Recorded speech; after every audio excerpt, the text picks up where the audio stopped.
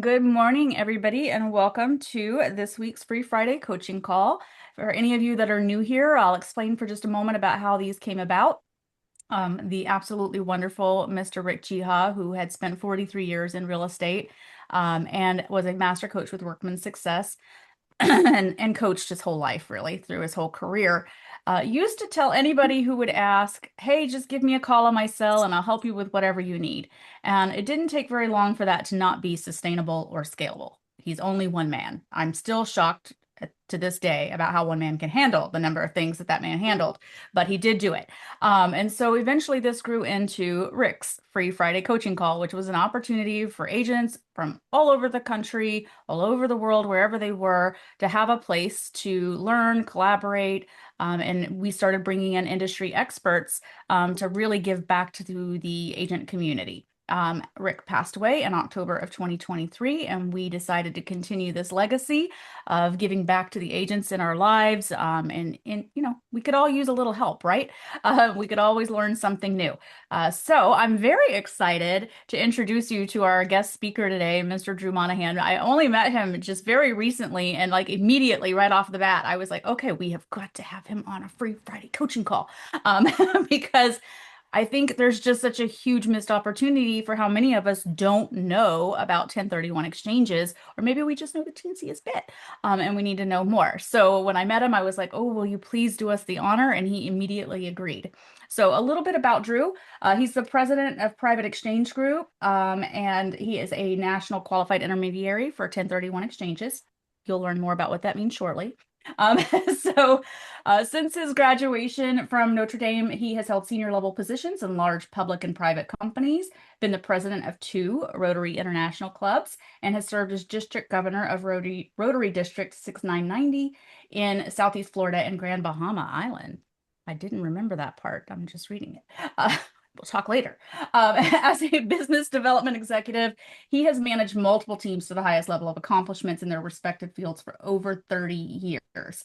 As a sought after 1031 exchange expert, he has consulted and trained thousands of CPAs, attorneys, brokers, agents, and investors in the strategies and options of 1031 exchanges over the past 19 years. We're super grateful to have him bring that expertise here today. And with that, Mr. Drew Monahan, I'm going to let you take over. Awesome. Thank you so much, Lena. I appreciate it. Thank you as well for this wonderful opportunity. I love it because the big thing that we miss with 1031s is education.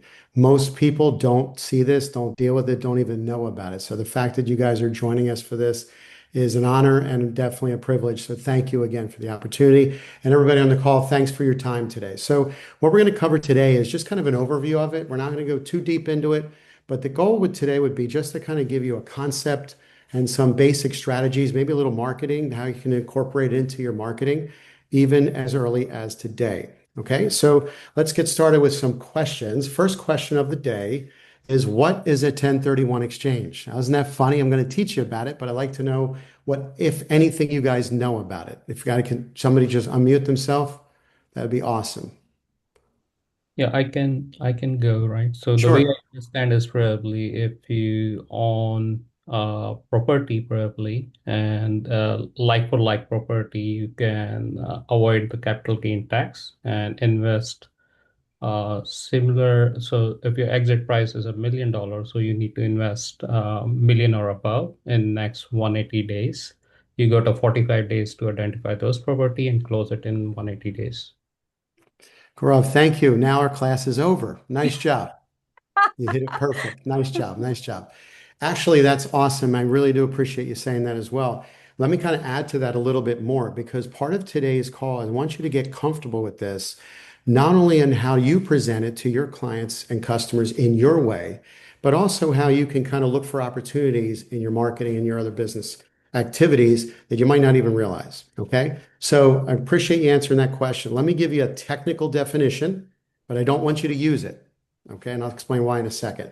Technical definition is a process by which a real estate investor can sell and buy real estate investments and defer up to 100% of the capital gains and depreciation recapture taxes. So you nailed it down there pretty well. So thanks for saying that. Question on that though, does anybody know what depreciation recapture taxes are? That's kind of a unique concept. People don't usually know about it, and most investors don't either. So everybody knows capital gains taxes. That's the difference or the profit between your cost and your net sale price, right? You want to remember as a realtor with the strategy piece as we get into it, the concept of net sale price. We're going to keep coming back to that, okay? But depreciation taxes, you could literally have a zero gain on a property sale and still have a big tax bill. How about that? Okay. So if you know and you depreciate the value of the asset every year, if residential, you have 27 and a half years to depreciate the value, you get a credit on your tax return every year. Well, when you sell it, the IRS says, wait a minute, that's not a freebie. Add up all those credits. We want 25% of all of those back.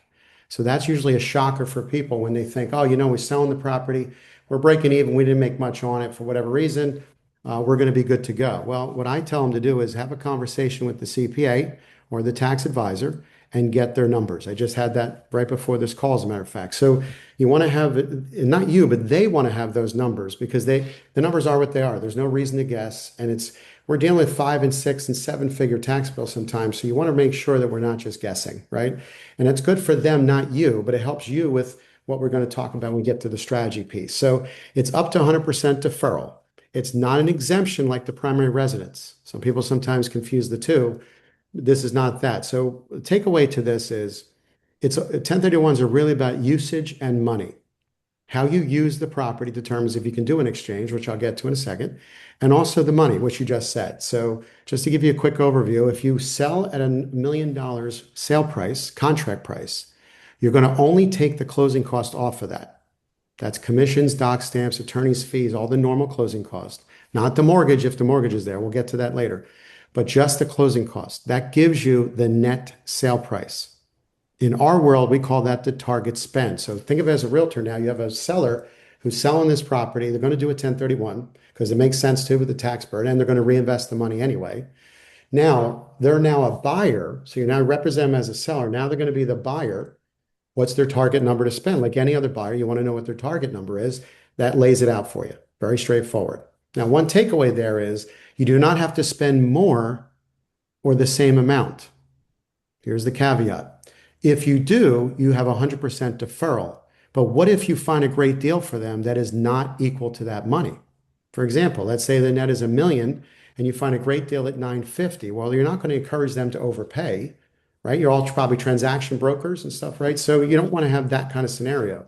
So you say, all right, let's nail down that 950 because it fits their criteria. And that's another takeaway for today. We stay in the investor's world, think like them, help them solve a problem, right? So that's the case. Take the 950, the 50,000 left over will just be taxable. Now they could put that towards another purchase if they want, but they don't have to. So there's no have to pushing of them feeling like they forced to do things they don't want to do. That's not what this is about at all. Okay. So that's a very proactive and a problem solving approach to this. And we have those conversations with them up front. Does that make sense, everybody? Awesome. So take that fear away of having to spend so much money or else. That's not the case. Now, let me give you a fun definition of what a 1031 is. Not that that wasn't fun, right? And Gaurav, your definition was very good as well, as I said. But if you think about it, when somebody asks you this question, let's say you've never got asked this question before, and magically today they say, "Oh my gosh, what is a 1031?" So think about the way we want to answer that question is in a fun way, is an interactive way, in a I want to hear more when I answer the question, not just define it technically. That's not really going to move the needle per se. It's fine, but from a marketing standpoint, we want them excited and pumped up for this, don't we? And we want them excited by real estate, sell real estate, move things around. So I want you to consider defining it this way. What if I told you that doing a 1031 is like playing Monopoly for real? Think about that for a second. The game Monopoly, it's internationally known. People understand what that is. Some people have very emotional reactions to that. Some of them are not wanting to do it because they've always lost or it's too complicated. Other people love it. So it's a very emotionally charged game. Here's the interesting thing. What we just did, we took something they don't know potentially to what they do know and put them together. All right. So think about what the goal of the game is. The goal of the game is to build wealth slowly, methodically with one property at a time. What a great plan for anybody, right? You start with one property, then you add property houses to them. Right? Once you get to 4 greenhouses, you swap for the hotel. That scenario right there is a 1031. You probably didn't even realize that. Only here's the cool thing. That's only one version of many different combinations. Think about that. You can sell 4 by 1, sell 1 by 4, or any variation thereof, any type of property thereof. I'm in land, I go into residential, I can go into commercial, back, forth, sideways, does not matter. Think it's the monopoly board. They have properties there that are not working for them. For whatever reason, doesn't matter. Okay, could run its course, could want to change a direction, could be a relocation, could separate of a partnership. Really doesn't matter positive or negative. The point is they're selling because the property is not working for them. All right. Now, your job as a realtor and broker is to say, wait a minute, let's see what we can do to solve that problem. Right. So what's going to be the B? We're at A, we're trying to get to B. Talk to me about the B. Where are we going to go? You're having these conversations with them anyway, right? So that's no different than what you're doing. We're just adding a 1031 tool to this scenario. So the nice thing is, most people don't think like that. They think, I'll research it on the internet and I'll find, okay, a 1031 is exchange, one for the other, like kind, all these terms keep coming around. But I don't want you to think like that. I want you to think problem solving. We're at A, we're trying to get to B. So what does that mean? Well, does that mean we're buying more than one? Does that mean we're buying different type, different area? Do we want to consolidate? Do we want to diversify? These are the same healthy conversations you're having already. We're going to suggest the same thing you're doing already to do that. Okay. Now, once they get there, then there's rules to follow after that. So let's talk about that. But I think we had a question, Selena. I didn't see it. Somebody had a question there. Oh, Oh, okay. yeah, That's fine. yes, That's Go okay. Revit is AI enabled for summary later. No worries. I've Okay, got no mine. problem. Okay, yeah, I didn't want to miss somebody to do that. So, Yeah. does anybody have questions? Let me know. Just stop me on the way, and obviously, Celine and the team can jump in there. Okay. One of the things to keep in mind with 1031, though, it's a deferment. All right, you're just putting the taxes off to the future or never. Okay, it's not an exemption that you have with your primary residence. That's exempted tax. If you lived in as a primary residence, again, usage as a primary, you can take up to 500,000 of gain exempted from tax, not paying tax in the first 500,000. If you're married or if you're single, the first 250K is not taxable. So you're limited to that usage as a primary and those dollar amounts. 1031 is not that. You're using it as an investment. So let's talk about that. What they define as an investment for 1031 purposes, okay, is you're using it to make money, not flipping it, but you're using it. So it's rentable. You want to rent it out. It's a money making on an annual basis, monthly basis, whatever. You're going to use that to make money, or you're going to run a business out of it. Or if it's land, you don't have to rent it out, but as long as it's land. The key there and the key takeaway for you as a quick filter when you're talking to your customers would be a property that's not lived in, not flipped. That's a quick and easy filter for you. So throughout the presentation, I'll give you these little tips like that to kind of remember, to kind of simplify because we want to keep it simple. There's no reason to be complicated. 1031s are simple till they're not, but most are simple. Drew, Okay, so I have just a keep quick it. question. I'm sorry. Please. On the That's land, you said it has to be an investment using to make money. Is that like in the sense of agriculture or, you're keeping livestock there, like whatever that is, the land has to be like that. exactly. Good question. Thanks, Lance. So if you think about it, land by definition is an investment, right? You're not living on the land. I mean, you could technically, but that's not really the usage, right? So whether it's agriculture or not, or just sitting there, or timber or mineral rights or whatever it is, depending on the area of the country, it really doesn't matter. It by itself is an investment, so it's good to go. You don't have to rent it out, but that's a great question. And I want you guys to understand that they're not forcing people to rent, but here's the takeaway. If a property is rentable and you don't have rental income, they're gonna expect it. Okay, because if not, they're going to say it's probably a second home, and second homes are not for 1031s. Flipping properties is not. So we had a hand up, Yep, looks Priyanka. like Priyanka. Yeah, Priyanka, can you come off mute? There you go. yes. I have two Sure, questions. sure. One is the follow-up question that Selena asked. So when you say that if a person goes ahead and invests in the property, the next property with the same value, but it is not rented. Like the original property maybe was rented, but the next property they converted into a land, but it is not rented.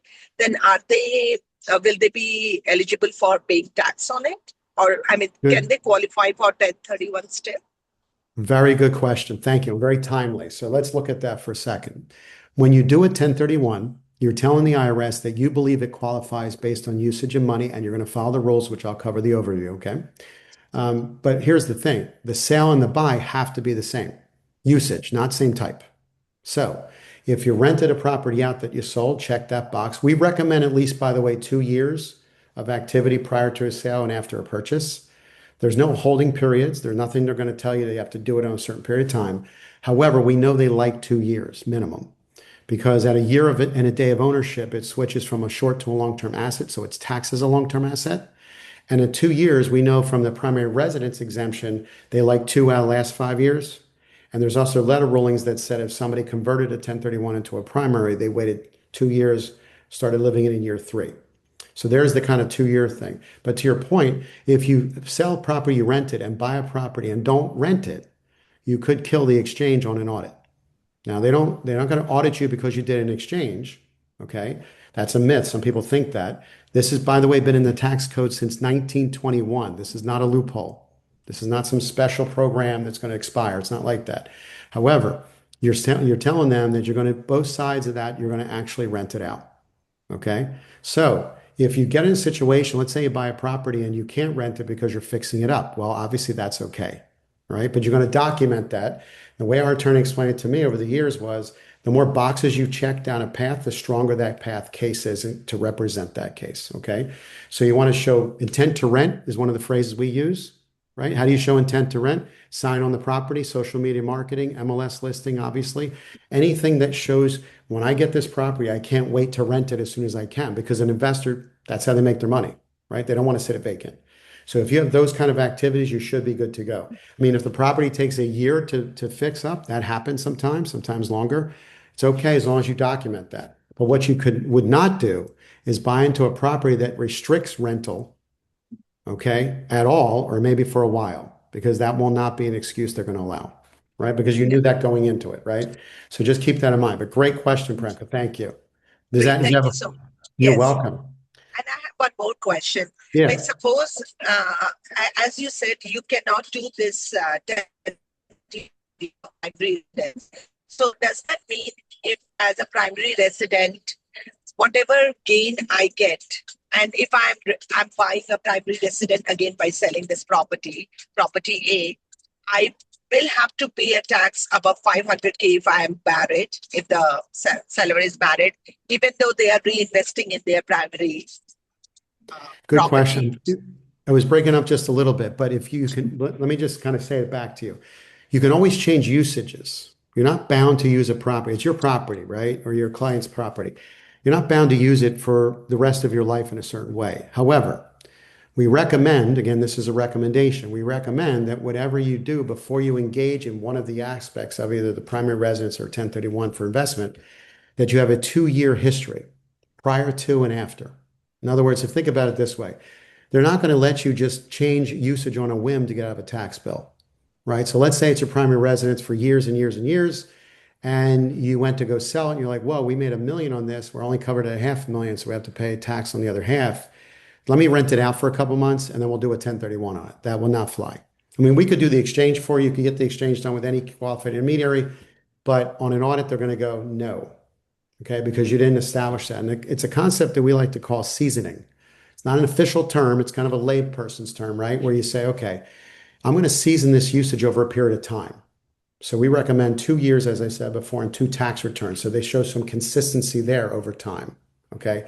Longer the better, obviously, right? But the idea is you want to establish that usage on that time. Okay. So it's a great question, but you guys get set it up. You're getting the point now, right? It's all about usage and money all the time with the tax code. That's really what it is. The advantages are there, but you just got to make sure that before you sell or after you buy, you're maintaining that same consistency, if you will. Okay, Okay. great. Thank you. No, you got it. Absolutely. So let's go into a little of the terms. So what is a qualified intermediary? That's what we are. I mean, Selena mentioned that in the beginning. You guys ever heard that term before? It's kind of a unique term. Let me just define it. It's basically this. It's a company. It's typically a company. It could be an individual, but usually it's a company who enters into a written agreement with you and acquires and transfers the property you give up, the one you're selling, and acquires the replacement and transfer it back to you. So an easy layman's terms, that's the definition, but let me give you an easier way to think about it. 1031s are really a deed swap. Okay, so let's play that out for a second. So I'll pick on Selena. So Selena, let's say her and I each have $1 million property and we decide to swap deeds with each other. There's no debt, there's no encumbrances, there's no issues with the property. We decide to do a deed swap. If we did that, there's no money exchange hands. Nobody made any money. Nobody profited from that transaction. It was just an equal trade. That's the core concept of why 1031s work right there. Now, most of the time, though, you don't have to find somebody to swap with. That would be very difficult in most cases, almost impossible. And it's not practical either. So you can literally sell to whoever you want and buy from whoever you want. Widens the market completely wide open. Residential, commercial. I'll give you an example. Residential, commercial, land, condo hotels, DSTs were Delaware Statutory Trust, where you buy a piece of a trust portfolio of properties.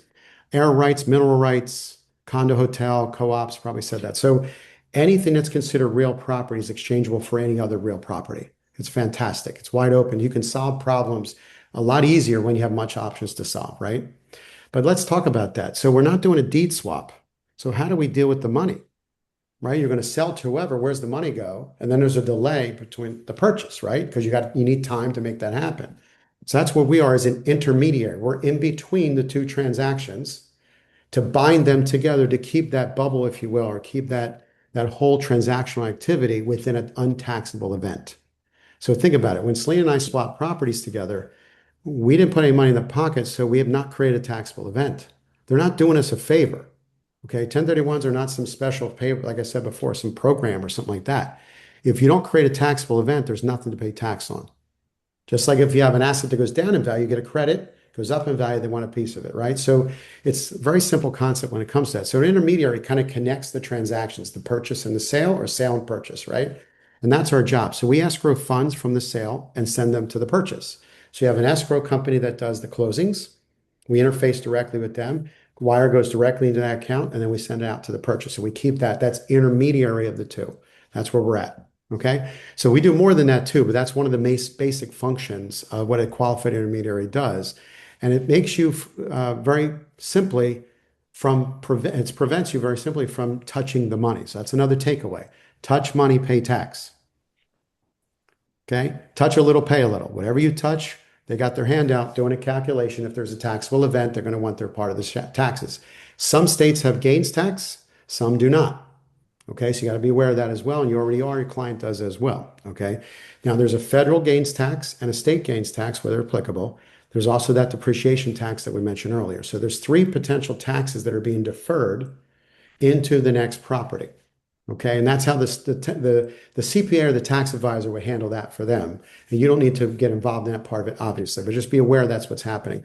You're rolling all the financials from the property you sell into the new one. I'll give you an easy example to try to illustrate that point. So let's say you sell a property, use the million because it's a nice, easy number, and you have a cost of that of 100,000. Not bad. It's a $900,000 gain. At 20%, that's $180,000 in taxes. Wow. Okay. So I want to do the exchange. All right. I'm going to go and transfer that to a new property. I'm going to buy another $1 million property, right? What happens when you do that, and we'll get to the specifics in a second, but the concept first, you're literally selling for a million. The million goes in the exchange account. The other million, that million goes to make the purchase, and you're good to go. Now, here's what's interesting. You bought that new property for $1 million in real money, but what's its cost from a tax perspective? It's 100,000. Think about that. It hurts the cost from the old property into the new one. So that maintains that equity of a 900,000. The only difference is you're paying closing costs, right? Commissions, doc stamps, and everything. Okay. But it maintains the majority. That's a huge benefit to somebody. The depreciation schedule, whatever year end, continues on the new property too. So that's the beauty of this. They can move that pieces around the board and maintain the equity throughout their life. Now, I'll throw another cool thing at you. At the end, when they pass the properties to their heirs, they enjoy what's called a stepped up basis. And what that means is the heirs do not inherit the properties at the cost of their benefactor. They inherit it of the person they heard it from. They inherit it at the current price. It has nothing to do with 1031s. That's just standard stuff, right? So if they inherit the property and the value of it at that time is $1 million, that becomes their cost. Literally, they could sell it the next day and no gains. That is a fantastic multi-generational wealth building part here. Okay. Let me add to that further. What I tell clients, and you can definitely share this, again, I appreciate your time today, and this could be a big takeaway, right? Real estate offers you a quadruple compounding of your money. Everybody understands compounding, money making money on top of money, right? You invest it, interest, you reinvest the interest again and again and again. Let's look at that. You have appreciation of value. You have depreciation, you get the tax credit. You get cash flow, unless it's land, all right? And the fourth is time value of money. If I can put off paying tax in today's dollars, because today's dollars are more than future dollars, inflation's on my side. Okay. So that's the fourth. And let's say I pay the taxes in 30 years from now. I've had 30 years of the other three compounding effects happening and moving pieces out as I needed to, not because I had to, because I wanted to strengthen my portfolio. That's the big takeaway for 1031s, right?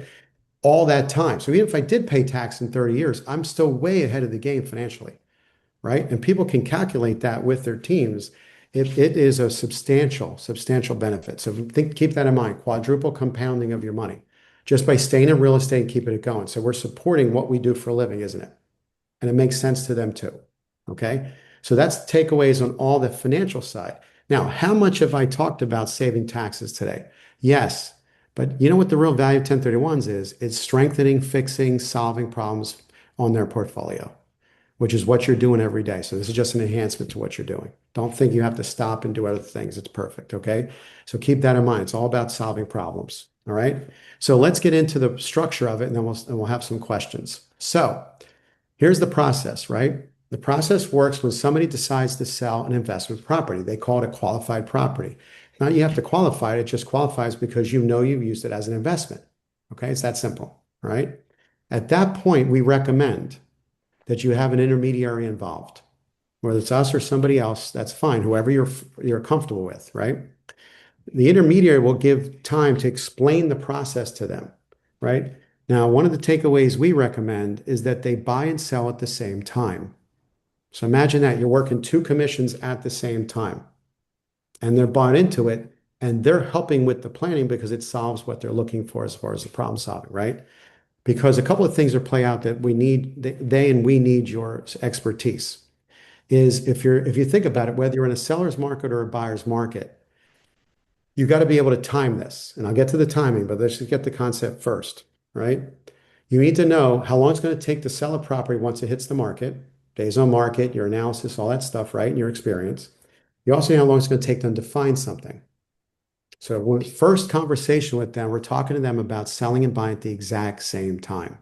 The call was on today. The exchange failed. They came to us after somebody else had did the exchange. It's not the exchange company's fault, but they did not start until they closed. And I don't recommend that. I recommend you start when you're thinking of it and you're having those conversations. So you're working both sides together. Once you get the listing set right, that'll time the way it does. The marketing will kick in, the market does what it does. The majority of the time is spent on the buy. They want to do that anyway because that's where you make the money on the setup for the next property. So think that's the first thing about managing this correctly. Early in the game, when somebody's thinking of selling, that's when we have the conversation. You can bring an intermediary in at any time at that point. It's not a big deal. There's nothing for them to do at that point, but educate and talk strategy, basically. Okay. So that's the first takeaway. The second thing is that they want to be able to look at the timing. So let's look at the time frames now. And Gaurav, thank you for nailing that down in the beginning. So here's where it starts, though. Closing date starts the clock. Contract dates are irrelevant to a 1031, and we actually use those to our advantage, the fact that it's not relevant. It's relevant to the transaction, obviously, but it's not relevant to the 1031. So closing date. So let's say today's Friday, we have a closing date today. Tomorrow is day one. Closing, it counts calendar days, holidays, weekends included.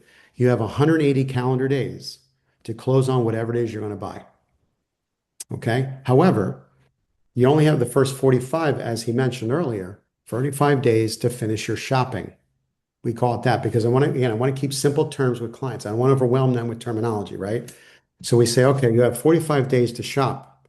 Well, wait a minute. What if it takes you 30 days to inspect the property? On a commercial property, it might take 60 days or longer, right? That's not enough time. Let's go back to what I was saying, right? That's why we sell and buy at the same time. So you guys are already working two commissions that legitimately and practically, right? And they focus is good on that. It should be on that, nothing else, because that's going to make it happen, right? So when they do that, now we're looking at, okay, I need X number of days to sell. The market is strong in this case or weak in this case, depending on what you're doing, whatever the seller's market or buyer's market.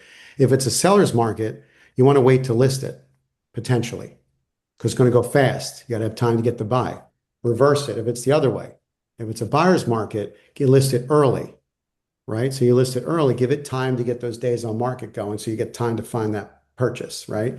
Because the purchase might be easier to find, more inventory, right? So you gotta really think through that. So you see how you as the realtor with them is critical to the success of a 1031, critical because you have the So market knowledge and experience. Go ahead, I Selena, have a question, and I'm sure it's in please. somebody else's mind. What happens when you don't meet the time frame?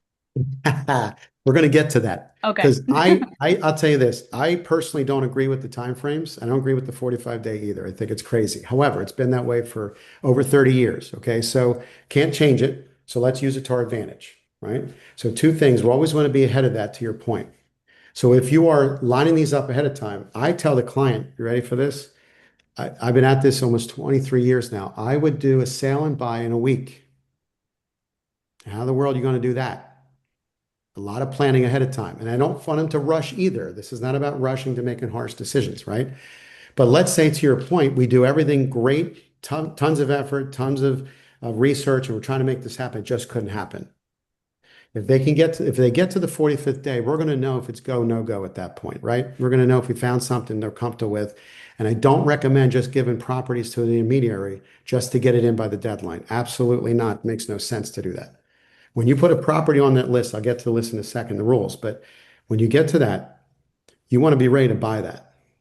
This is not just putting addresses on a paper, okay? So to your point, let's say we do that, nothing plans out, then I recommend they consider sending an email to the intermediary and saying, hey, we're not going to identify any properties. Here's the wire instruction center, funds to X on day 46 of the next business day is. It's a fail safe to get out. Because if they identify even one property and we pass the 45th day, they're locked in for the whole 180. Intermediary cannot change those rules. It's not a subjective deal. All right. So they're locked in. They're either closing, we call it closing mode. From day 46 to 180, we're in closing mode. Closing or waiting. We're waiting for closing or waiting for the 180 days. Right. And that's a triple negative. If you can't buy what you identified, you don't have the money to buy what you want, and you're paying the taxes. Triple negative. This, remember I said in the beginning, this is a positive experience, right? So we're working hard to not have negative experiences. That's why that is a potential, get out. That's the relief valve, okay, to get out of there. And I tell them up front, if we've had the proper conversations up front, which you will, right? They're already expecting what the taxes are. They already know that this was worked to the nth degree, and we try to everything we make this happen, and they're going to pay the taxes. But here's the good thing about that. They didn't get into a property that didn't work for them, and they can take a breather. They can still invest in a property. They can still invest anything they want at that point. Yes, they'll pay the taxes, but they have another year probably before they're due, right? But there's a positive conversation. I can tell you that reduces a lot of anxiety with clients because they realize that, wait a minute, yeah, okay, it didn't work and I have to pay the taxes, but at least that property didn't work. The woman I spoke with this morning, she found a bad inspection. How many times that happens? So imagine if she forced herself to buy that just to save the taxes and lost more than the taxes in future, blah, blah, the whole thing. So it's usually a positive conversation, even though it's not what we wanted. Okay, to answer your question, that's the way to do it. So let me get a little deeper into some of the rules as we finish up. So there's rules of identification. Okay. You can't just say, I'm going to buy a property in the state of California. Okay, they want specific addresses on a form. The qualified intermediary or QI, we call themselves, is a form, or it's one pages with blank lines on it. You just put an address per line. Okay. Here's the thing. The first three you put, there's no limitation. Okay. Any dollar amount anywhere in the country, any type of property. As soon as you put more than three, now they start limiting the list to aggregate value. They don't care how many after the three. Okay. So if you go more than three, now you have to add up all the values of all the properties you put, even if you're not going to close on all of them. What value that is can't be more than twice what you sold. It's called the 200% rule. So if your net, as we talked in the beginning, was 1 million, you can't put more than 2 million worth of property on there. Doesn't mean you have to buy all 2 million, right? But can't put more than that value. Now, if you happen to do that, you just graduate into what we call the deal killer. The third rule is the 95% rule that says, okay, you identified more than three, the aggregate value of all those are more than twice what you sold. Now you got to close on 95% of them, which means 100. How you do 95% of 10 properties, right? So it's like you're full locked into the whole list now, basically. All right. So that's the scare tactic, right? People hear that and they go, whoa. Let me give you the easy way to approach this. All right. Simple. Remember, we want to simplify things. Okay. So every exchange that's done, there's only going three directions. They're either going to buy something that's more money than that million. Now, why would they spend more? Not because the IRS is asking them to or thinks they should. Has nothing to do with that. The reason why they spend more than the million in that case is because what they want costs that. Very simple. I'll give you an easy example. I have a condo and the expenses to run the condo with all the assessments and everything is becoming, I can't make money on it anymore. In fact, I'm losing money on a monthly basis. Let's say the condo is worth 300,000 and I have no debt on it. I want to trade up to $1 million property because now I can get past that and get some income. It'll even cover the debt because I'm going to get a debt to cover the difference. I can take that 300,000 as a deposit. Now I have 30% deposit on the million. Now I traded up to $1 million property. I have some breathing room now and I can get some income on a monthly basis. That's one of the classic 1031 moves right there. Okay. Again, solving problems. How do we get from A to B, right? Well, in that case, that is going to help them to get to that next level. But at the same time, it might not work for them. So you have to make that happen. So back to the rules. So they're going to buy either one that's more money for obvious reasons, or the same money, or multiples totaling the same money. Every exchange that's done is one of the three ways. That keeps it very simple. Let me simplify it even further. In the first two scenarios, you're only buying one property. One that's big money, more money, or same money, it's only one. That keeps it ridiculously a lot simpler. Okay. Let me look at it this way. So if you're only going to buy one property, keep the list at three or less. So as a realtor, you're looking at them and saying, okay, we're going to get you three properties, and then you have three, you only have to buy one, right? And let me add to that further. And this is a practical standpoint from how to manage this correctly to avoid what Selena brought up, because that happens. Okay. Here's the thing. I would like you to have one under contract by the 45th day. That is not a rule.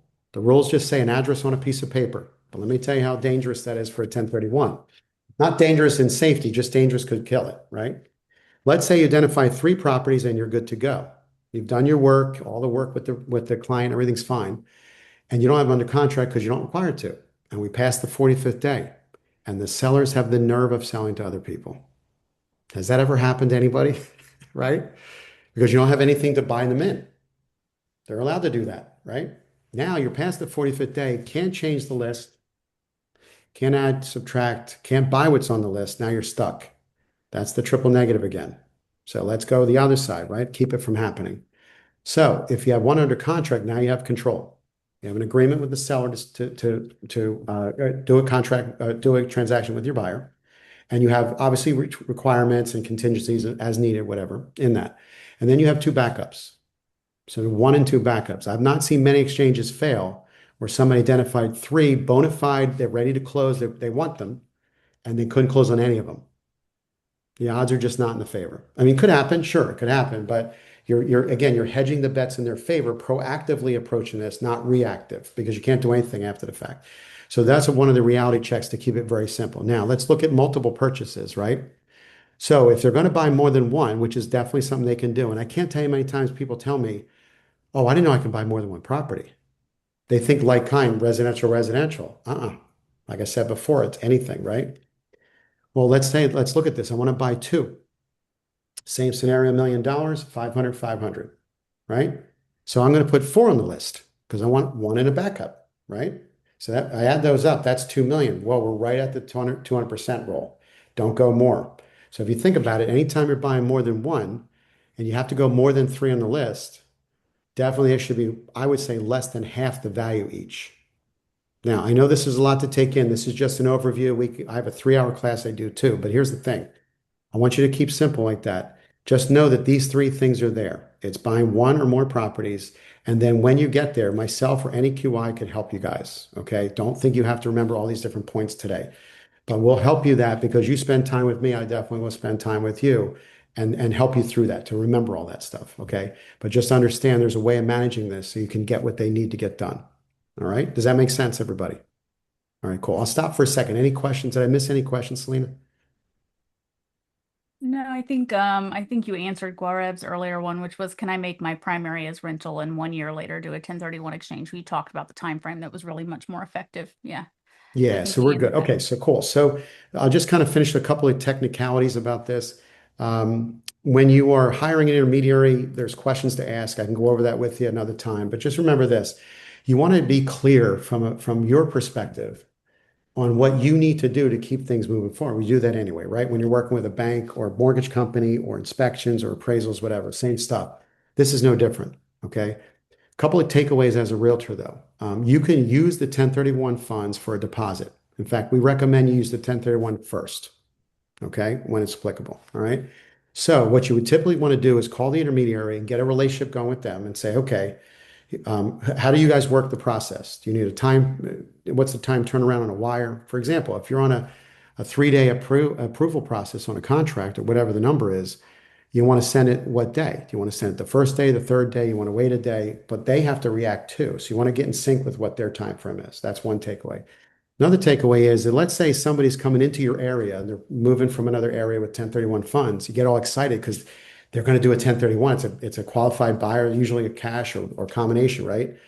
And you're like, oh, well, they only have a time frame to buy it. Here's a caveat and a caution.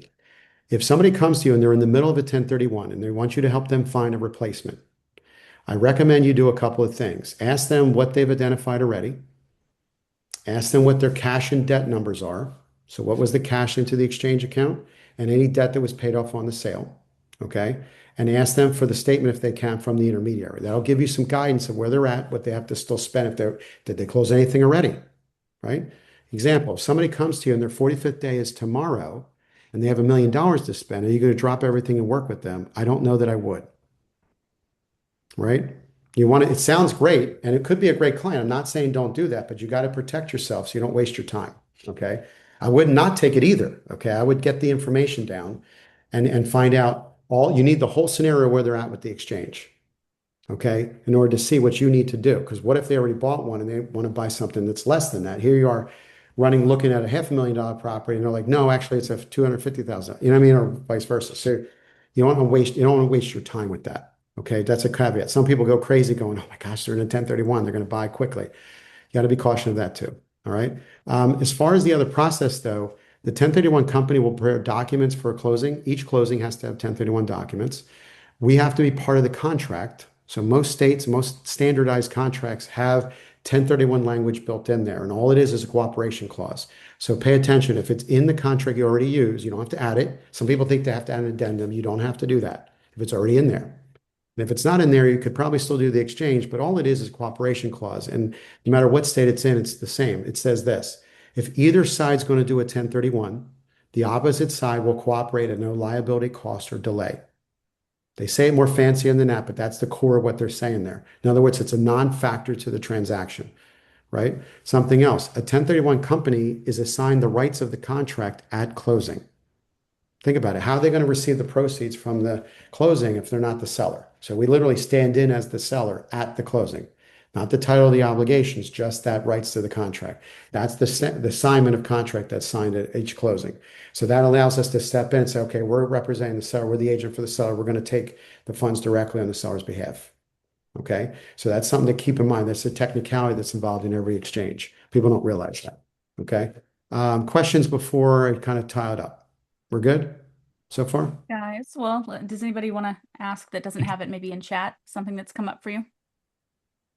Anybody else's mind blown? Because I'm like, oh, I think about all of the, like, guys, I want you to Right. think about this as like a tool in your tool belt.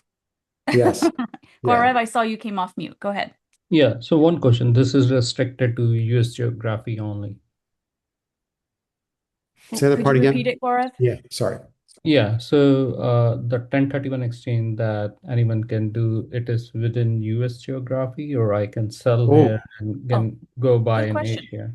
fantastic question. It's any real estate in the world Okay. if you are subject to capital gains taxes US. Okay, so two things I Mm. want to qualify on that. That's a great question. So first, any foreign national can take advantage of a 1031, but they have to be a taxpayer. You can't get a benefit of a system you're not a part of, right? So you would have to get a tax ID and you have to file taxes US. That's first. Second, to your point, if you have a sale outside the US and it's subject to capital gains US, you can do a 1031 on that, right? As long as it stays outside the US. Any country doesn't matter.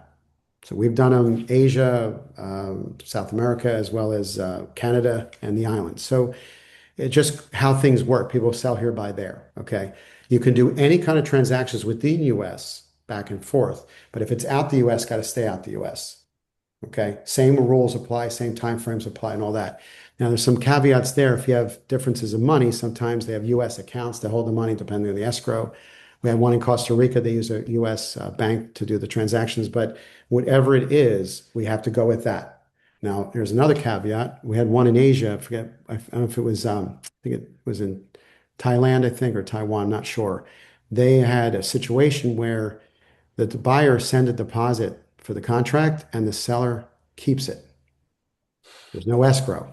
So little things like that. And if that happens in a 1031 and you don't get and you cancel the deal, you lose the money, you're also going to pay tax on that money too, unless you replace it into the exchange account. So a little bit advanced stuff there too, but just understand you can do it outside to outside.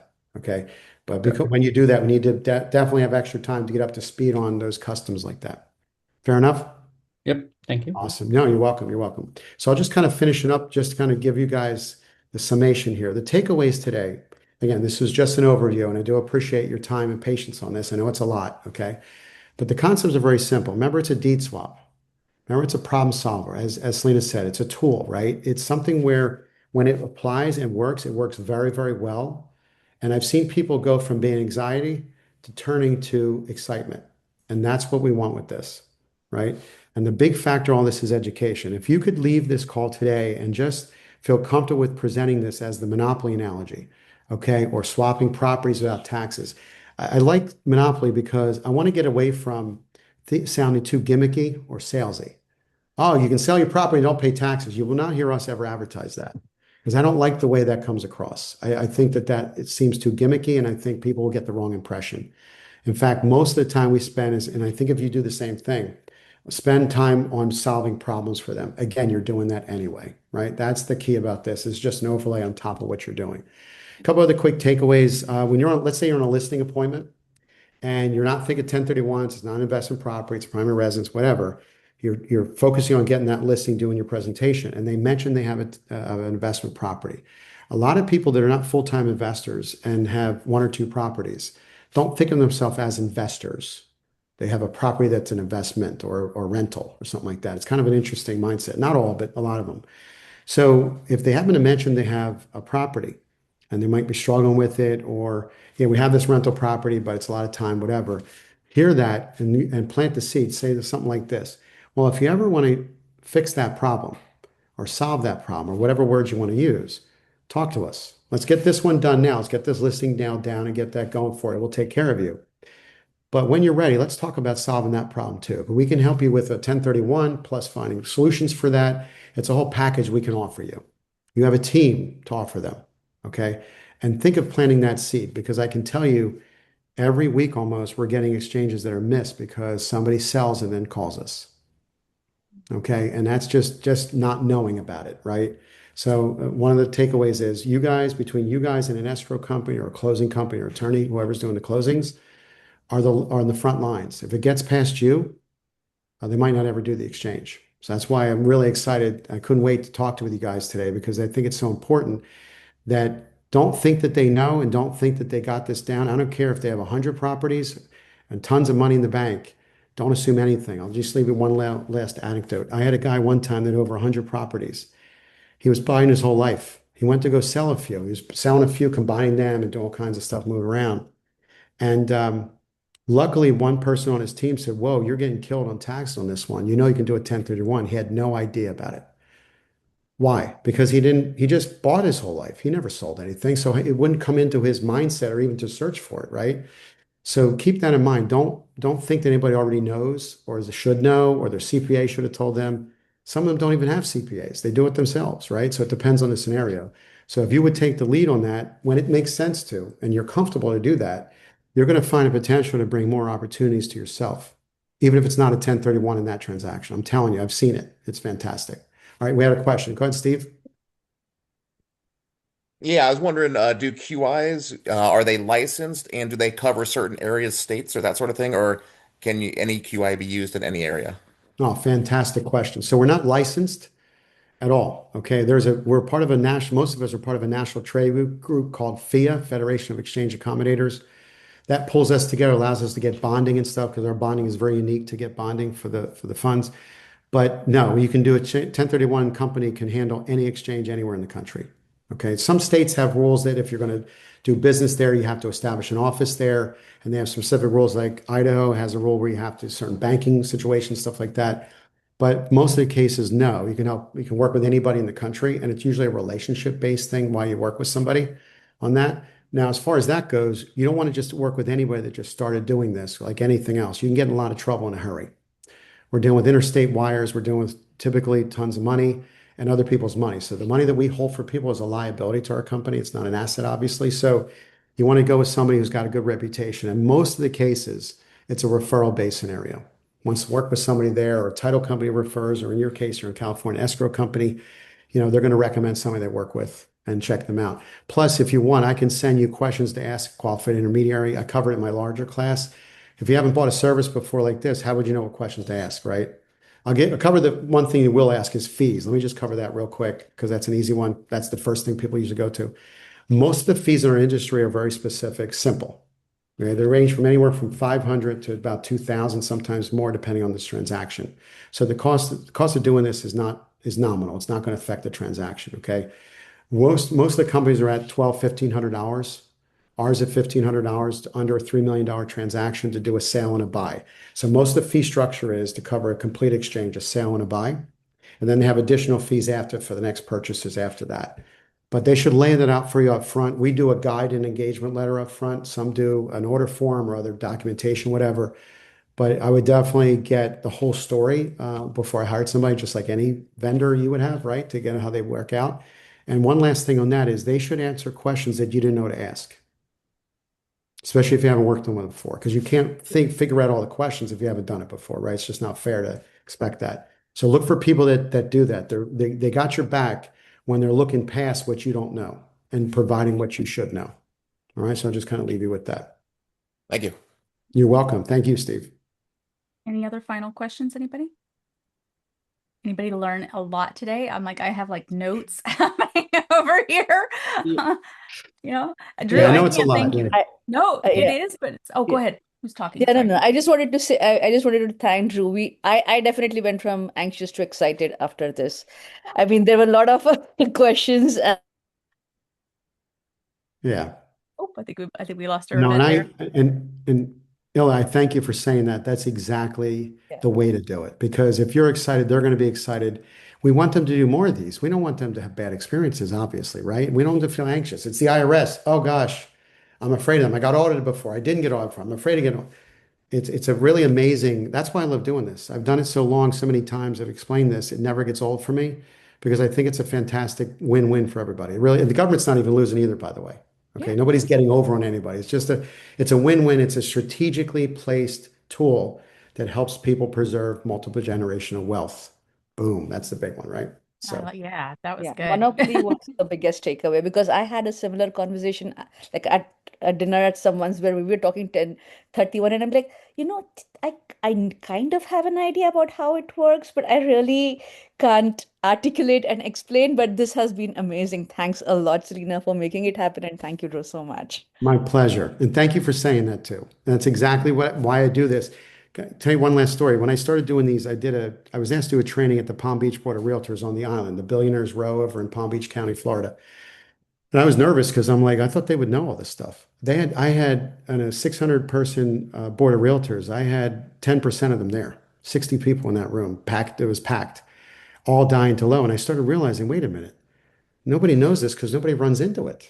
So we had to change our focus. This was a long time ago now to education.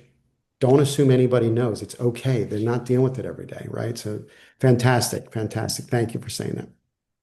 Awesome. Well, thank you guys so much for participating today, and I hope you took a lot away from it. Laura was great enough to put our link there in the chat. So if you want to go back and rewatch this, because it was a lot to digest, and I'm like, thank goodness we put these puppies on YouTube. You have the ability to go back and just go through it again because that's a lot, but I am so grateful, Drew, that you gave us another tool for that tool belt, right? Like we just need to be prepared to help our sellers, our buyers, whatever they are, right, with whatever might work best for them. And it's worth a conversation is what I took away from this. Thank you work very out. much. You're absolutely I, right. Thank you. thanks, guys. Appreciate you so much. Have a great Friday. All right.